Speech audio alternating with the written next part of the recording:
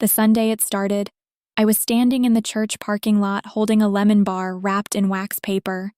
It was for the fellowship table after service.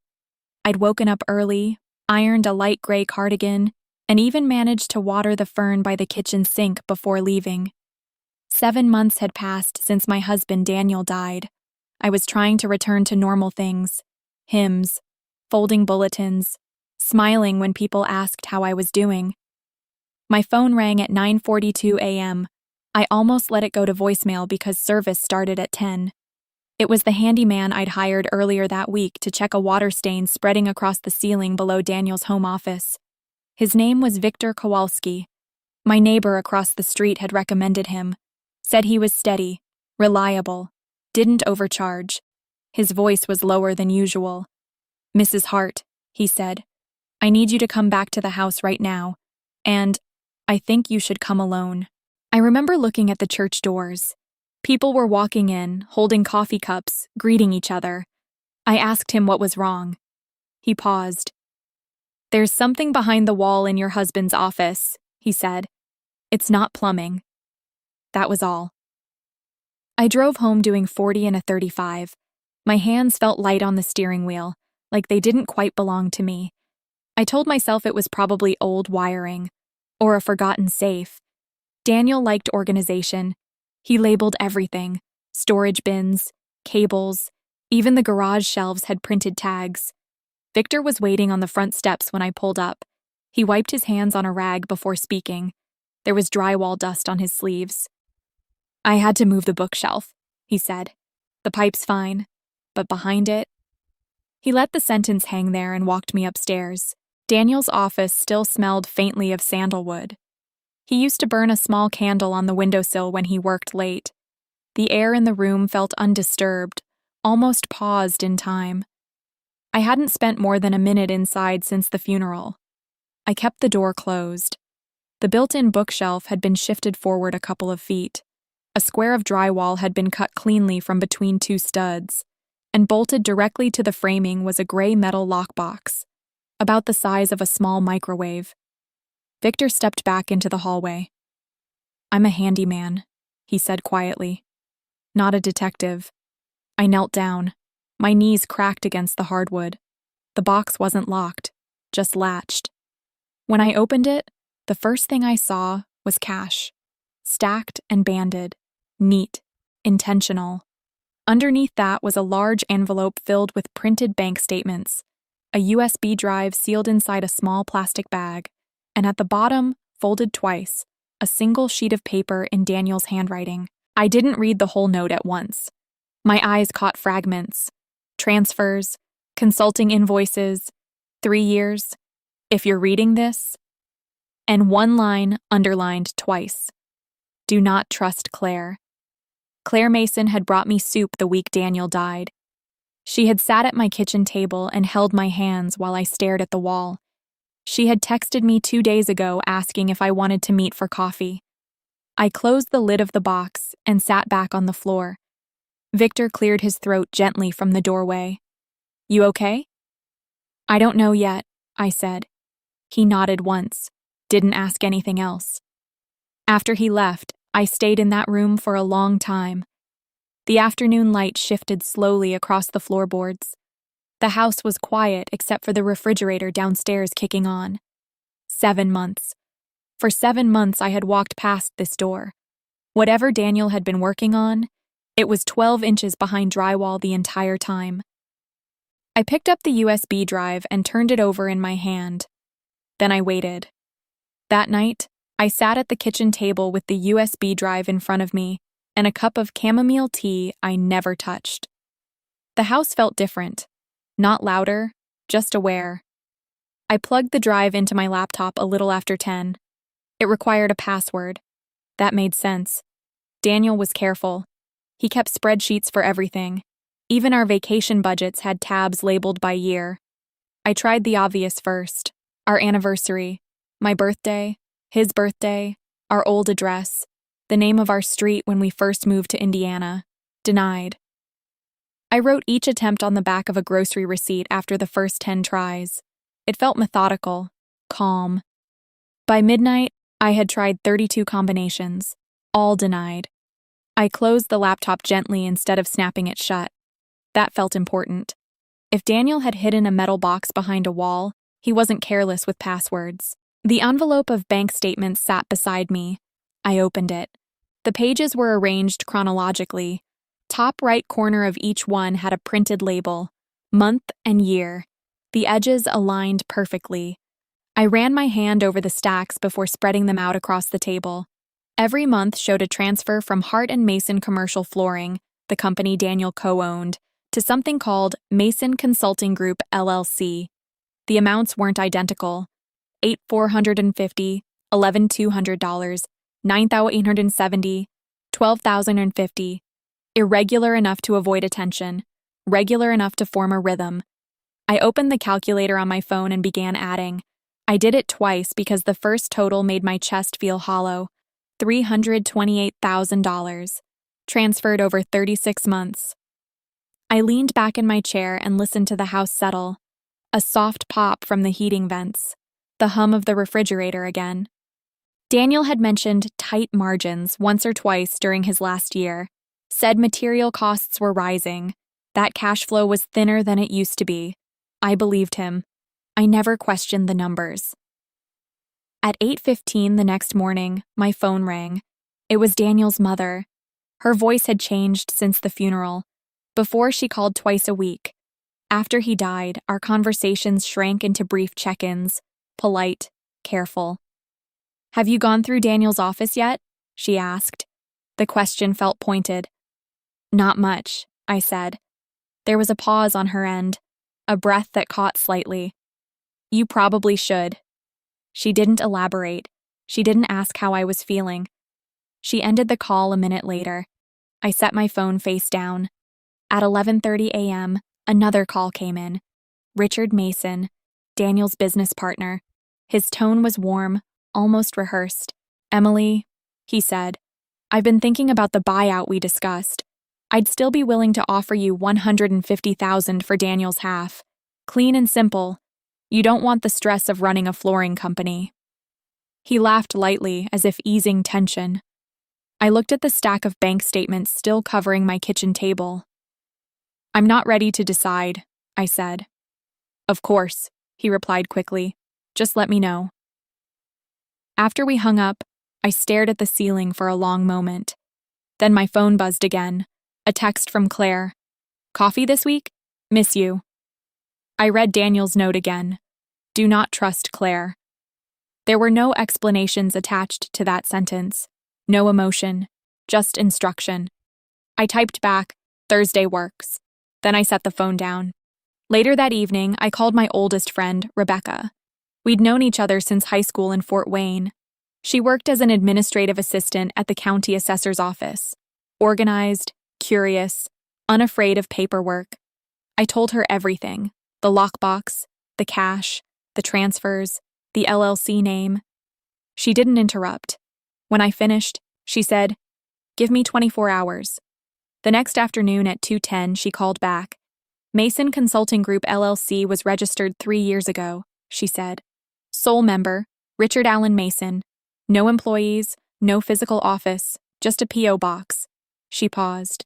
"No website, no staff, nothing filed beyond annual renewals." The air in my living room felt still. "So he's paying himself?" I asked. "Looks like it," she said, through a shell. After we hung up, I went upstairs and stood in Daniel's office doorway. The bookshelf had been moved back into place. The drywall patched. You could barely see the seam unless you knew where to look. I walked to his desk and ran my fingers over the surface. The wood was smooth, cool. If Daniel had uncovered this, he didn't tell me. Not because he didn't trust me, because he thought he could fix it first. That sounded like him. I opened the drawer where he kept spare cables and pens. Inside, tucked under a stack of envelopes, was a small brass key with a white sticker attached. Printed on the sticker were 3 letters and a number. RVS 204. I held it in my palm for a moment. Then I waited. The key felt heavier than it should have. RVS 204. I sat in Daniel's desk chair and turned it over in my fingers. The sticker was from his label maker. Same font he used on everything: breaker panels, storage bins, even the spice rack once. RVS, Riverside Storage. The facility sat on the north side of town, past the tire shop and the feed store. Daniel had rented a unit there years ago when we downsized equipment during a slow winter. I hadn't thought about it since. I didn't go immediately. Instead, I made a list. Step 1. Photograph everything from the lockbox. Step 2. Scan the bank statements. Step 3. Make copies in 2 places. I spent the next 2 evenings doing exactly that. The house was quiet except for the soft whir of the scanner and the occasional creak from the hallway floorboards. I organized digital folders by month and year, just like Daniel had done with the paper copies. Order calmed me. By Thursday morning, everything was backed up twice, once to my external hard drive and once to a cloud account Daniel had set up years ago for family photos. Only then did I drive to Riverside Storage. The sky was overcast, the kind of flat gray that makes everything look evenly lit. The keypad at the gate beeped softly when I entered the access code Daniel had once shared with me for convenience. Unit 204 was on the ground level, second row in. The brass key turned easily. When I rolled the metal door up, the sound echoed longer than I expected. Inside were 3 banker boxes stacked neatly against the wall, each labeled in Daniel's handwriting. Mason invoices email correspondence timeline, plus notes.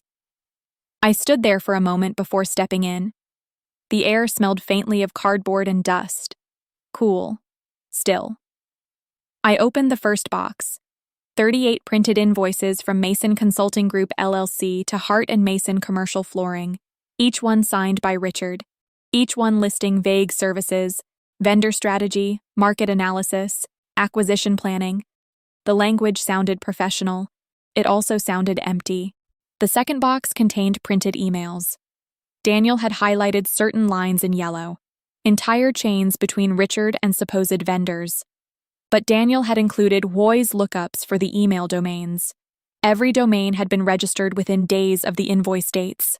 Registrant: Richard A. Mason. The IP traces led back to Richard's home address. The third box was different. 9 pages, handwritten. Daniel's writing grew smaller toward the bottom of each page, like he was conserving space. Dates were listed carefully in the margins. He had tracked every transfer, cross-referenced each invoice, noted discrepancies in material costs versus reported profits. The final entry was dated 11 days before he died. Meeting scheduled with Attorney Kepler on the 14th. If this fails, file with District Attorney directly. He never made that meeting. He collapsed that Saturday morning in our kitchen. I sat cross-legged on the concrete floor of the storage unit longer than I meant to. The hum of fluorescent lights buzzed faintly overhead. Daniel hadn't been involved. He had been building a case. Carefully. Quietly.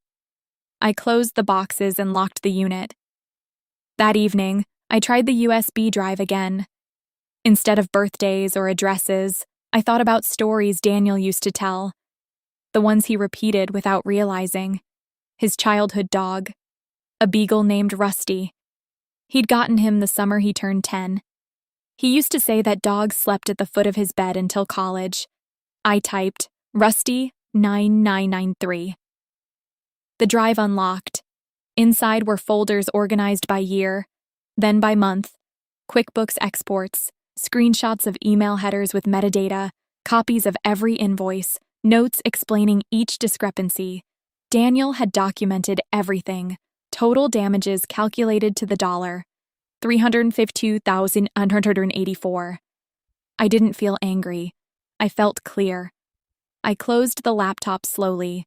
Then I made another list. Step 1. Call an attorney. Step 2. Say nothing to Richard. Step 3. Keep Thursday's coffee with Claire. Silence, I realized, could be useful, and I intended to use it. Then I waited. I kept the coffee appointment with Claire. We met at a small cafe near the river. It smelled like espresso and toasted bread. The tables were close together, the kind where conversations overlap softly in the background. Claire stood when I walked in. She hugged me lightly. Her perfume was the same as always, something floral and faint. We ordered iced coffee. She asked how I'd been sleeping, if I was eating enough, if I needed help with the yard now that fall was coming. I answered simply, yes. Mostly, I'm managing. Halfway through the conversation, I said casually, I've been organizing some of Daniel's old business files. It's actually been helpful. Her hand paused around her glass. Just for a second, then she smiled. That sounds therapeutic. The word felt rehearsed. I nodded and changed the subject. When we left, she hugged me again, held it a fraction longer than usual. I drove home without turning on the radio. 2 evenings later, Richard showed up at my front door. It was just after 6. I was reheating soup. The microwave beeped as I opened the door. He stood on the porch in pressed khakis and a quarter-zip sweater. His smile was wide but tight around the edges. Emily, he said warmly. I was in the neighborhood and thought I'd stop by. He glanced past me into the hallway. I've been reviewing our records, he continued. There may be some company documents Daniel kept here at home, contracts, vendor files. As the remaining partner, I'll need those. His tone was friendly, even patient. I haven't come across anything like that, I said. Just personal papers. He nodded slowly. If you do find anything, you'll let me know. Of course. We stood there another second longer than necessary. Then he stepped back. His SUV idled in my driveway for nearly a full minute before pulling away. 3 days later, a certified letter arrived. It was from an attorney representing Richard, a formal request for any and all business-related records in the possession of Daniel Hart's estate. Citing partnership clauses, 14 days to comply. I read it twice. Then I placed it neatly inside a folder labeled Correspondence. That afternoon, I met with attorney Michael Kepler. His office was on the second floor of a brick building downtown, above an insurance agency. The waiting room smelled faintly of paper and lemon cleaner. I brought everything: the banker boxes, the USB drive, the scanned files, the printed screenshots. Michael wore reading glasses low on his nose and listened without interrupting. He moved through the documents methodically, invoice by invoice, transfer by transfer. At one point, he leaned back in his chair. Your husband was thorough, he said. Yes, I replied. He was. He folded his hands. This is strong documentation, he continued. But timing matters. Criminal cases can take years. A civil demand, paired with the threat of referral, may encourage a faster resolution. I nodded. I wasn't interested in spectacle. I wanted order. We outlined the approach carefully. Step 1. Formal demand for full restitution of documented losses. Step 2. Independent valuation of Daniel's 50% ownership share. Step 3. Clear deadline. Step 4. Criminal referral prepared but not filed, yet. I left his office with copies of drafted letters in a slim envelope. That evening, Daniel's mother came by unexpectedly. She wore the same gray coat she had worn to his funeral, though it wasn't cold enough for it. Her eyes looked tired. May I come in? She asked softly. We sat at the kitchen table. She wrapped both hands around a mug of tea but didn't drink it. Daniel called me 2 months before he died, she said. He was worried about the company. He said something wasn't right. She swallowed. I told him to gather proof, to speak to a lawyer. Her voice trembled slightly. I thought he had time. We sat in silence for a while. The refrigerator hummed. A car passed slowly outside. I didn't blame you, she added quietly. I blamed myself. I reached across the table and covered her hand with mine. There's still time, I said. The demand letter went out the following Tuesday. 48 hours later, Richard's attorney requested a meeting, scheduled for Monday at 2 p.m. neutral conference room. All counsel present. I placed the confirmation email into its folder. Then I waited. The meeting was held in a neutral conference room on the third floor of a downtown office building. The room was quiet. Long rectangular table, 2 pitchers of water, blinds half open, letting in filtered afternoon light. I arrived 10 minutes early with Michael. I wore a navy blazer and the pearl earrings Daniel had given me on our 10th anniversary. Not for symbolism, just because they felt steady. Richard arrived exactly at 2, accompanied by his attorney. He smiled when he saw me. "Emily," he said, as if we were meeting for lunch. I nodded once. We all sat. Michael began without preamble. He placed a thin stack of documents in front of Richard and his attorney. Invoice 1, bank transfer 1, invoice 2, transfer 2, methodical.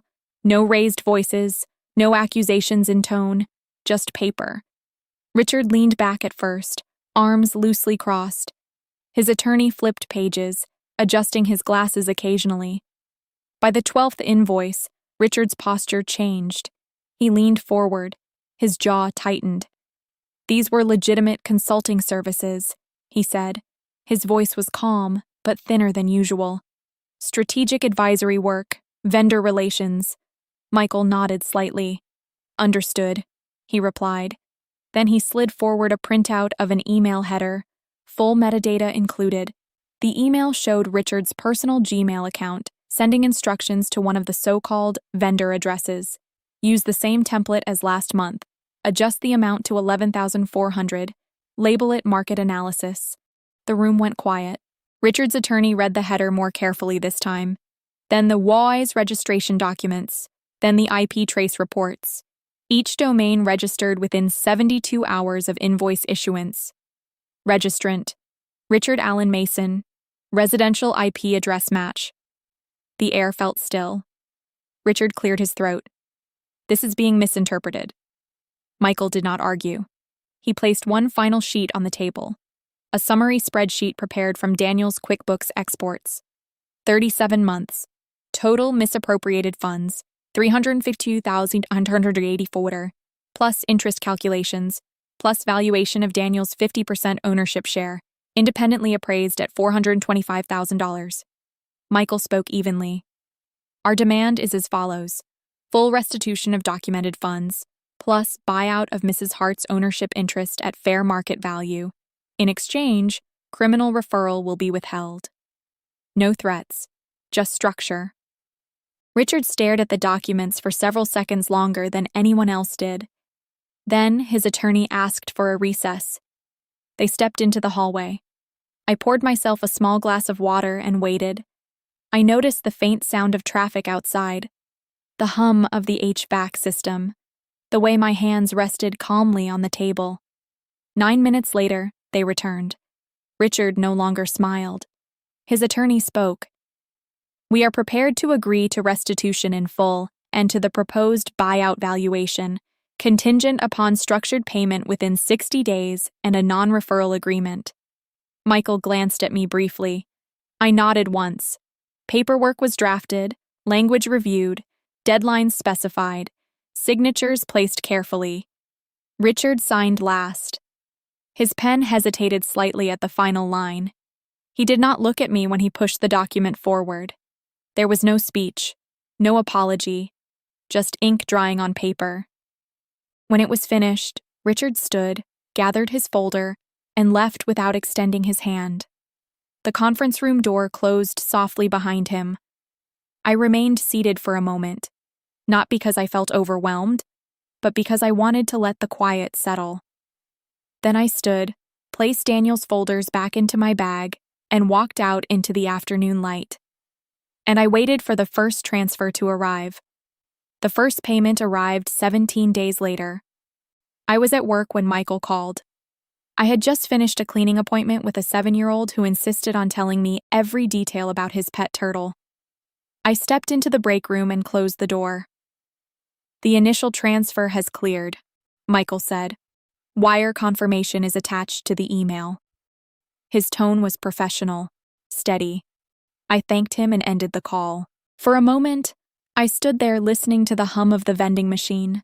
The smell of burnt coffee lingered in the air. Outside the door, I could hear the low murmur of patients in the waiting area. It didn't feel dramatic. It felt procedural. The full restitution was structured in 3 installments. Each one arrived on schedule. No delays, no renegotiation attempts. On day 56, the final transfer cleared. $352,184 in documented losses. $425,000 for Daniel's ownership share. Every dollar accounted for. I sat at my kitchen table that evening with my laptop open and the bank statement pulled up on the screen. The numbers looked almost abstract at first. Clean rows of digits. No emotion attached. But I knew what they represented. 3 years of quiet siphoning. 3 years of Daniel sitting in that office trying to understand why margins kept shrinking. 3 years of him gathering proof instead of confronting blindly. I closed the laptop gently. The next morning, I paid off the remaining balance on the mortgage. The house had felt heavier over the last 2 years. I hadn't realized how much until the confirmation email arrived stating loan paid in full. I printed that email and placed it in a folder labeled Property. Richard filed dissolution papers for Mason Consulting Group within a month of the settlement. Public record. Rebecca texted me a screenshot from the county site. No message attached, just the image. I didn't respond immediately. There was nothing to say. Claire sent one final text about 6 weeks later. I never meant for any of this to happen. I was in a difficult position. I read it once, then again. There was no apology in the message, no acknowledgement of what she had known or when she had known it. I didn't reply. Silence can be an answer. Daniel's mother began coming over for dinner every Thursday. We didn't talk about court documents or settlement figures. We talked about Daniel's childhood stories. The time he tried to build a deck without measuring twice, the way he labeled the freezer shelves, the beagle he had loved as a boy.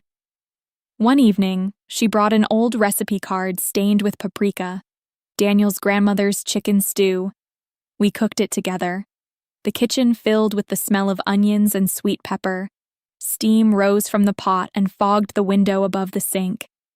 There was grief still, but there was also order. One Saturday morning, Victor stopped by to check on the patched drywall in the office.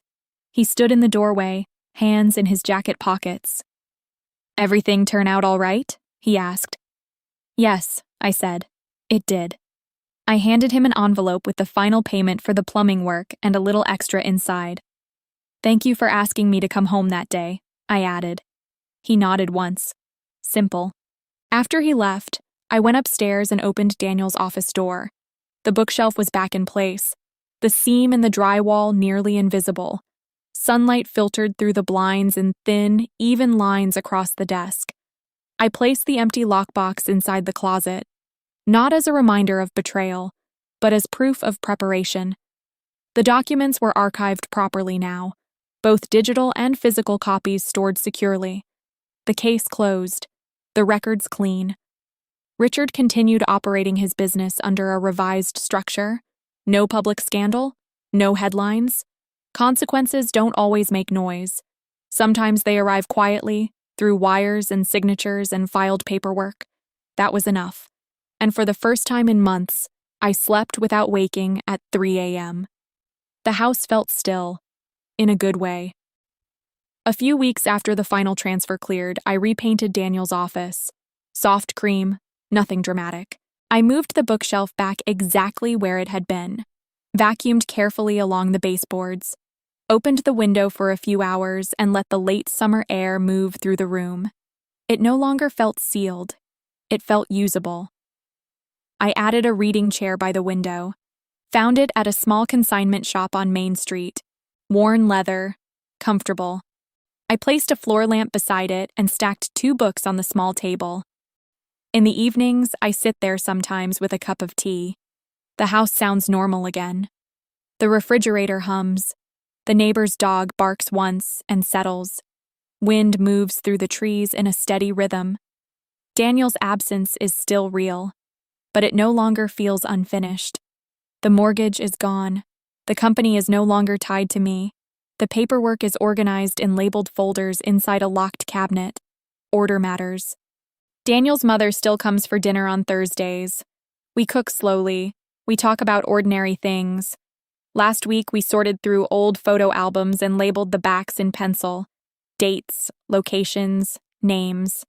It felt like closing small loops. I don't think about Richard often. When I do, it isn't with anger. It's with clarity. He built something dishonest and assumed it would stay hidden. Daniel noticed, documented, prepared. I simply followed the steps he left behind. A month ago, a woman from church asked if we could talk. Her brother-in-law had recently passed, and there were some inconsistencies in the business accounts he left behind. She didn't know where to begin. We sat at the same kitchen table where I once spread out bank statements edge to edge. I told her the first rule: make copies. The second rule: stay quiet until you understand the system. The third rule: let documents speak before you do. She nodded slowly, the way I must have looked months ago. There's a kind of peace that comes from finishing what someone else started. Not loudly, not dramatically, just correctly. Tonight, I'll water the fern by the kitchen sink. I'll wipe down the counter. I'll lock the doors the way I always do. Front, back, garage. Then I'll sit in that reading chair for a few minutes before bed, and the house will feel steady. If this story felt familiar in any way, or if you're listening from somewhere quiet tonight, I'd love to know where you're watching from. Tell me your city and what time it is there. If you'd like more stories like this, the calm kind where things are handled carefully, consider liking the video and subscribing to the channel. It helps more than you think. 2 of the most requested stories are on your screen now. Take your time. I'll see you there.